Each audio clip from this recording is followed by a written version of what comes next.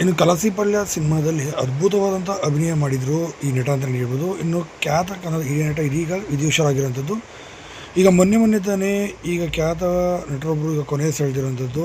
ಈಗ ದಿಲೀಪ್ ರಾಜ್ ಅವರು ಸಾವನ್ನಪ್ಪಿದಂಥ ಕೆಲವೇ ದಿನಗಳಲ್ಲಿ ಇದೀಗ ಈ ನಟರು ಕೂಡ ಈಗ ಕೊನೆ ಸೆಳೆದಿರುವಂಥದ್ದು. ಕನ್ನಡದಲ್ಲಿ ಸಾಕಷ್ಟು ಸುಮಾರು 250ಕ್ಕೂ ಅಧಿಕ ಸಿನಿಮಾಗಳಲ್ಲಿ ಅಭಿನಯ ಮಾಡಿದಂಥ ಈ ನಟ ಇದೀಗ ಕೊನೆ ಸೆಳೆದಿರುವಂಥದ್ದು.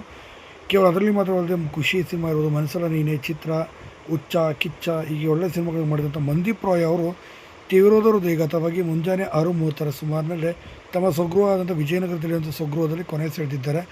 ಇನ್ನು ಇವರ ಸಾವಿಗೆ ಇಡೀ ಸಿನಿಮಾ ರಂಗನೇ ಕಂಬನಿ ಮಿಡಿದಿದೆ, ಸಾಕಷ್ಟು ಕಣ್ಣೀರು ಕೂಡ ಹಾಕಿರುವಂಥದ್ದು. ಇನ್ನು ಮಂದೀಪ್ ರಾಯ್ ಅವರು ಸಿನಿಮಾ ರಂಗದಲ್ಲಿ ತಮ್ಮದೇ ಆದಂಥ ರೀತಿ ದೊಡ್ಡ ಮಟ್ಟಿಗೆ ಹೆಸರು ಕೂಡ ಮಾಡಿದಂಥ ಅತಿ ದೊಡ್ಡ ಕಲಾವಿದರು ಕೂಡ ಆಗಿರುವಂಥವ್ರು. ಇನ್ನು ಹೀಗಿರುವಂಥ ಸಂದರ್ಭದಲ್ಲಿ ಈ ರೀತಿ ಈಗ ವಿಧಿವಶರಾಗಿದ್ದಾರೆ ಎಂಬ ಮಾಹಿತಿ ಬಂದಿರೋದು.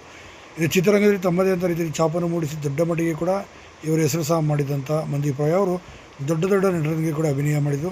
ತುಂಬ ಸೌಮ್ಯ ಸ್ವಭಾವದಾದಂಥ ಇವರು ಶಂಕರ್ ನಾಗ್ ಅವರ ಜೊತೆ ಕೂಡ ಆಪ್ತ ಸ್ನೇಹಿತರಾಗಿದ್ದರು ಅಂತಲೇ